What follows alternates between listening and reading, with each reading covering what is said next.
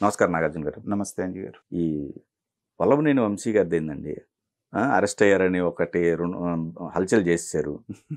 Cut చేస్తే ఆయన సేఫ్గానే ఉన్నాడు, వాళ్ళ అనుచరులను అరెస్ట్ చేశారని చెప్పేసి వచ్చేసింది. అంటే ఇక్కడ మీడియా అత్యుత్సాహం ఎలా ఉంటుందంటే, ఇదిగో పులి అంటే అదిగో తోకైపోయింది. సరే, ఏ మామూలు యూట్యూబ్ ఛానల్స్ ఎవరన్నా చేశారంటే బాగానే ఉంటుంది, కానీ మెయిన్ స్ట్రీమ్ మీడియా ఛానల్స్ వాళ్ళు కూడా పోటీ పడి ఒకళ్ళతో ఒకళ్ళు నిన్నటిదాకా వాళ్ళ ఛానల్లో వాళ్ళకి సపోర్ట్ చేసే ఛానల్ అన్నటువంటి వాళ్ళు కూడా అసలు ఇంకేముంది అరెస్ట్ చేశారు తీసుకెళ్లారు అనేటువంటి మాట మాట్లాడటం జరిగింది. నేను యాక్చువల్గా నవ్వుకున్నాను ఆ వార్త చూసి. కారణం ఏంటంటే, ఇంత దారుణమైనటువంటి వేట జరుగుతుంది, నా భవిష్యత్తు ఏంటనేటువంటి ప్రశ్నార్థకంగా ఉన్నప్పుడు ఆ వార్త ఎలా రావాలంటే, మనకి సీక్రెట్గా గన్నవరం వచ్చి హైదరాబాద్ పారిపోతున్నటువంటి వల్లభనేని వంశీని వెంటబడి పట్టుకున్నటువంటి పోలీసులు అంటే జనాలు కొంచెం నమ్మటానికి అవకాశం ఉంటుంది. అసలు ఇతని కోసం 3 టీములు వెతుకుతున్నప్పుడు హైదరాబాద్ నుంచి గన్నవరం వచ్చినటువంటి వల్లభనేని వంశీని అరెస్ట్ చేసిన పోలీసులు అంటే ఏమన్నా అర్థం ఉందా దాంట్లో? పరిస్థితి ఇంత ఉద్రిక్తంగా ఉంటే కావాలని నన్ను పట్టుకోండి అని వెళ్తాడా గన్నవరానికి? అది కూడా ఇంటి దగ్గర అరెస్ట్ చేశారని చెప్పి. ఓకే, నేను అప్పుడే అనుకున్నాను ఇది ఫేక్ న్యూస్ అని. గంటల వ్యవధిలోనే అది ఫేక్ అనేటువంటిది తెలిసిపోయింది. అయితే ఏంటంటే, ఎక్కువ రోజులు తప్పించుకోలేరు, అది మాత్రం ఖాయం.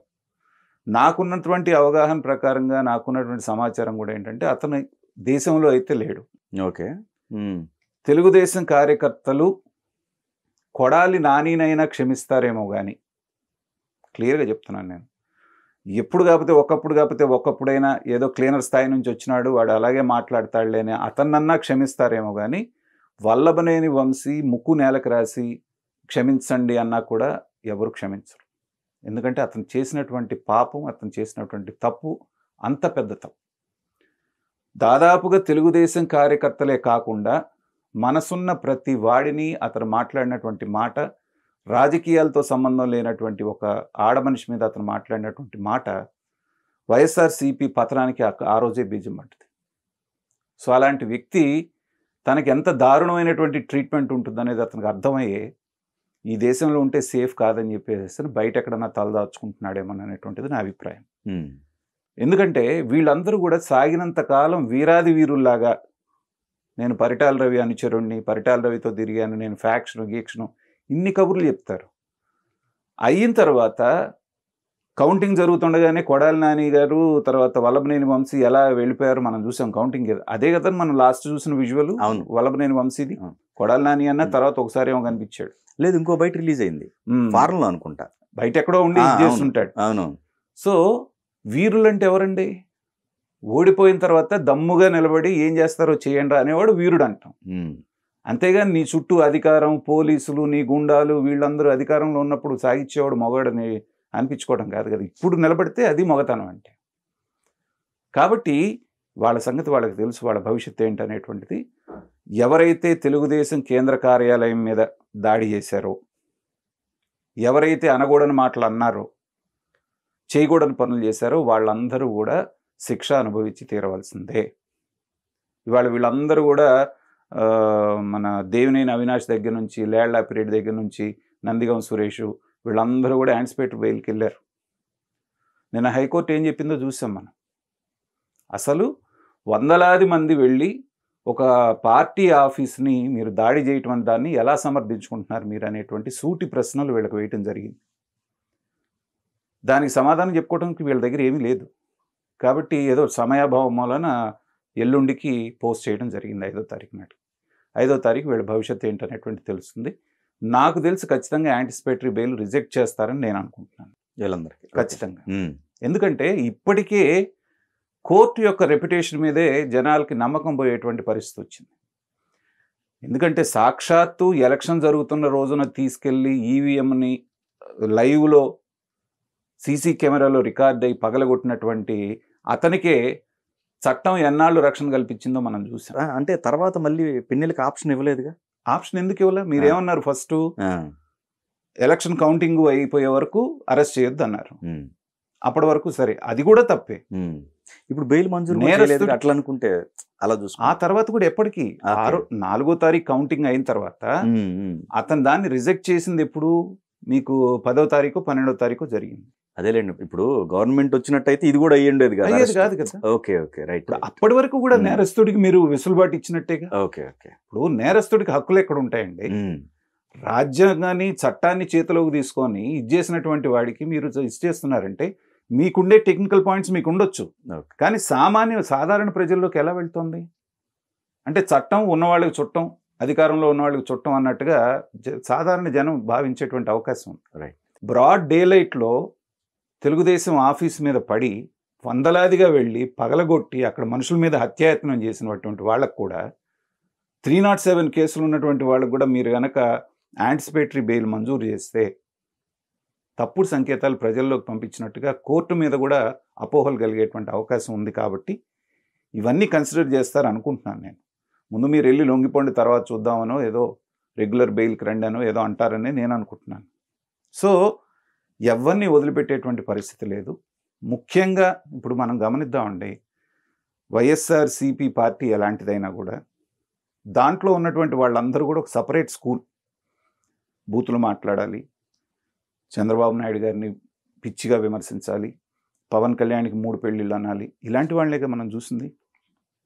మరి తెలుగుదేశం వచ్చిన తర్వాత ఇలాంటి వాళ్ళు అందరి మీద ఎందుకు దాడులు జరగట్లేదు? కేవలం లెక్కేస్తే వాళ్ళు టార్గెట్ చేసింది ఎంతమందినండి? ఓ 10 మంది కనపడుతున్నారు మనకి మొత్తం మీద. ఎందుకు ఈ 10 మందిని టార్గెట్ చేస్తున్నారంటే ఏంటంటే వీళ్ళు లైన్లు దాటి వెళ్ళిపోయారు. ఒక అంబటి రాంబాబు, కొడాలి నాని, ఒక పేరు నాని, తర్వాత జోగి రమేష్, రోజా, అనిల్ కుమారు, ఇలాంటి వాళ్ళని తీసుకుంటే మొత్తం కలిపితే ఒక 10 మంది ఉన్నారు. వీళ్ళే అసలు జగన్మోహన్ రెడ్డి గారికి కోటరీలాగా తయారయ్యి ఆయన మెప్పించడం కోసం అడ్డమైన మాటలన్నీ మాట్లాడి అడ్డమైన పనులు చేశారు. కాబట్టి ఖచ్చితంగా ప్రతిఫలం అనేటువంటిది దాన్ని అనుభవించాల్సిందే. వంశీధు విషయంలో మాత్రం చాలా, ఇప్పుడు రెడ్ బుక్లో నాకు తెలిసి అయితే లోకేష్ గారి దగ్గర ఉన్న రెడ్ బుక్లో మొదటి పేజీలో మొదటి పేరు వల్లభనేని వంశీదే ఉంటుందని నేను అనుకుంటున్నాను. ఓకే. దానికి కార్యాచరణలో పెట్టడానికి ఇప్పుడు కరెక్ట్ అయినటువంటి టైం ఉంది. ఏ కలుగులో దాక్కున్నా బయటికి లాక్కు రావటం ఖాయం, చట్ట ప్రకారంగా శిక్షించడం ఖాయం. అలా జరగాలని మనలాంటి వాళ్ళు అందరం చట్టాన్ని గౌరవించే వాళ్ళని కోరుకోవాలి. ఓకే. అయితే ఇప్పుడు వంశీ గారితో పాటు నాని గారికి కూడా ఎఫెక్ట్ ఉంది అయితే ఖచ్చితంగా. అసలు స్కామ్ ఆయన దగ్గరే కదా మొదలైంది. ఇప్పుడు చంద్రశేఖర్ రెడ్డి మన ఇతను కాకినాడ ఎమ్మెల్యే ఆ రకంగా బియ్యాన్ని 1000 టన్నులు 1000 మెట్రిక్ టన్నులు తరలించడానికి మొదలుపెట్టాడు అంటే ఆనాడు పౌర సరఫరాల మంత్రి ఎవరు? ఈయనేగా. వారంపూడి చంద్రశేఖర్ రెడ్డి అంత బహిరంగంగా బరిదెగించి చేస్తున్నాడు అంటే ఇతని కాలంలో నుంచే కదా మొదలైంది. ఇది కాకుండానే క్యాసినోలు ఆడిచ్చిన సందర్భాలు, కబ్జాలు చేసిన సందర్భాలు. ఇప్పుడు ఆయన కొడాలి నాని దిగిపోగానే ఒక రిటైర్డ్ పీపుల్ వాళ్ళ అసోసియేషన్ కోసం పెట్టుకున్న భూమిని కబ్జా చేశారని జేసీబీలతో తీసుకెళ్లి పడగొట్టారు. మీరు ఫెన్సింగ్ చూసాం కదా.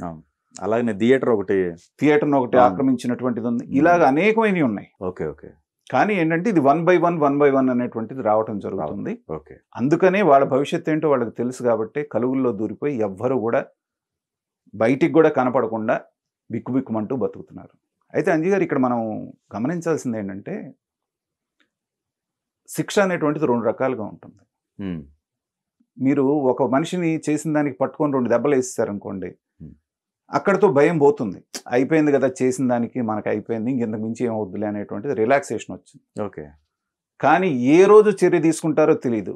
ఇప్పుడు చంద్రబాబు నాయుడు గారి స్ట్రాటజీ చాలా మందికి అర్థం కావట్లేదు. నాకు అర్థమైంది ఏంటంటే వాళ్ళని భయంతో సగం చంపేయాలి. ఓకే. ఈ 2 నెలల నుంచి వాళ్ళు పడుతున్న టార్చరేగా. వాళ్ళు తప్పు చేశారన్న సంగతి వాళ్ళకి తెలుసు. ఏ రోజైనా చర్య జరుగుద్దని తెలుసు. ఆ చర్య అనేటువంటిది ఎప్పుడు జరుగుతుంది అనేటువంటిది, జరుగుద్దా జరగదా అనేటువంటి మానసిక వేదంతో నలిగిపోవటం అనేటువంటిది ఇప్పుడు జరుగుతున్నటువంటి ప్రొసీజర్. ఓకే. ఇంకా సింప్లిఫై చేయాలంటే మీకు ఒక ఉరిశిక్ష పడ్డాడిని మరుసటి రోజు ఉరి తీసేశారనుకోండి, 24 గంటలు అయిపోయింది. వాడి సఫరింగ్ ఓన్లీ 24 గంటలే.